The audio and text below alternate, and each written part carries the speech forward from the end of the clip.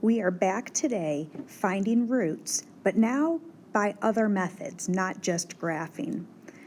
When we're in factored form on number 1, factored form we've seen before, we've solved before. That's where we have all of these different factors multiplied together and equal to 0, zero product property.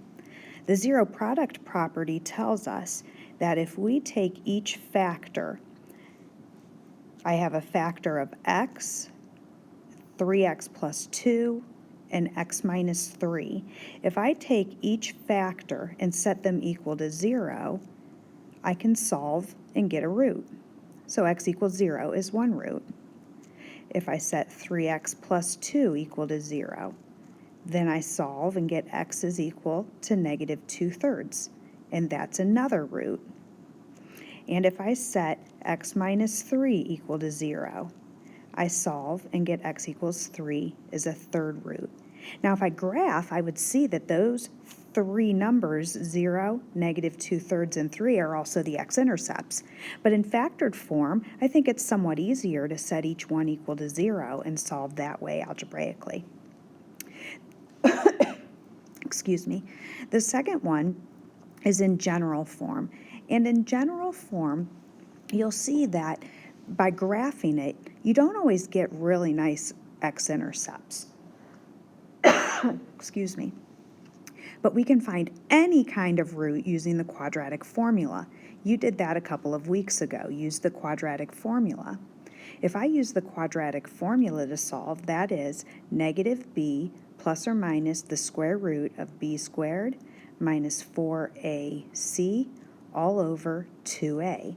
I can solve to find those answers. Now I want you to look below on the second page the answers here. I have done the quadratic formula, and right here, negative b plus or minus square root of b squared and so on, and simplified it down like we did a couple of weeks ago, giving us 2 plus or minus I radical 3, imaginary. So if I graphed that, I would have not had any x-intercepts because my two roots are imaginary. Now the third way that we can solve is by completing the square. Well, really fourth because you can graph. By completing the square, which is what we did last week, I can find the roots by solving it algebraically. Let's review completing the square.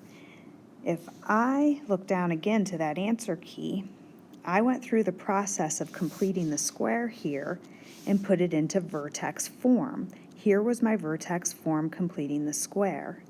And then I get it by itself by adding 150 to the right, divide by 2 on both sides, get 75, square root both sides, remember you get plus or minus, and simplify the radical, 5 radical 3, and then add 5 over.